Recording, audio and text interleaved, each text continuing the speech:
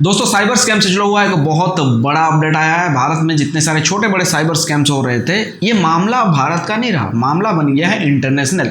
Interpole FBI ने यहाँ एक ऑपरेशन चलाया है जिसके तहत 36,000 करोड़ रुपयों की जब्ती हुई है। आपकी हमेशा से एक शिकायत थी कि भारत में भारत सरकार क्यों कुछ नहीं कर रही है साइबर स्कैम या स्कैमस्टर्स के खिलाफ। तो यहाँ पे भारत सरकार ने जो भी करना था, जो भी थोड़ा बहुत किया है वो किया ही है। इसके बाद अब भारत सरकार ने एक बहुत बड़ा काम किया है कि एफबीआई को जो भी डेटा की जरूरत थी इंडियन गवर्नमेंट ने दे दिया है। अब यहाँ पे ऐसा हुआ है कि सिर्फ भारत नहीं, दुनिया भर के 40 देशों पर एक ऑपरेशन चलाया गया है इंटरपोल की तरफ से।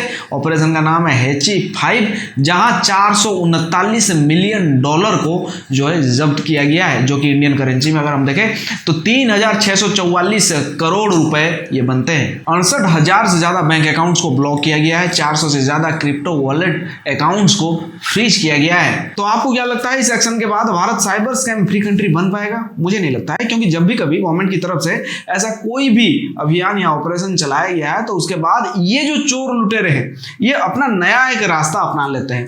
10, 12, 15 साल से ये चीजें हम लोग सुनते आ रहे हैं कि सरकार ने ये किया, वो किया, वो किया, हासिल कुछ हुआ? कुछ नहीं हुआ। तो ये इंटरनेशनल मामला सिर्फ एक मामला ही बनकर रह जाएगा, सिर्फ एक खबर बनकर रह जाएगा। मुझे ऐसा लगता है। मुझे बड़े ही अफसोस के साथ आपको ये बताना पड़ रहा है कि भारत में शायद ही कोई ऐसा व्यक्ति होगा जिसके पास कभी किसी स्कैमर का कॉल नहीं आया हो। आपके पास भी आया होगा, यकीन के साथ मैं ये चीज कह सकता हूं। आप मुझे कमेंट में बताना, और हो सकता है आप कभी फंसे हो। अगर नहीं भी फंसे हो तो आपके जानकार में जरूर कोई ना कोई ऐसा व्यक्ति होगा जो इनका शिकार हुआ हो। कमेंट में ये बात आप मुझे क्लियर करके प्लीज बता जरूर देना। ऐसे में दो चीजें हैं दोस्तों, एक तो लोगों को समझदार होना पड़ेगा, दूसरा ये जो लोग पकड़े जा रहे हैं इनको सख्त से सख्त सजा का प्रावधान होगा, तभी जाके ये चीजें कम होंगी, वरना ये चीजें कम होने का नाम नहीं लेंगे। इनके जो प्रॉपर्टीज बनाए गए इस लूट की संपत्ति से, उनको जब्त किया जाए, उनको तोड़ दिया जाए, फोड़ दिया जाए, जो करना है करो। मतलब कोई दूसरा करने से पहले 100 बार सोचे, क्योंकि उसको लगना चाहिए कि भैया ऐसा करके भी कोई फायदा नहीं हो रहा है, तभी जाके ये चीजें जो है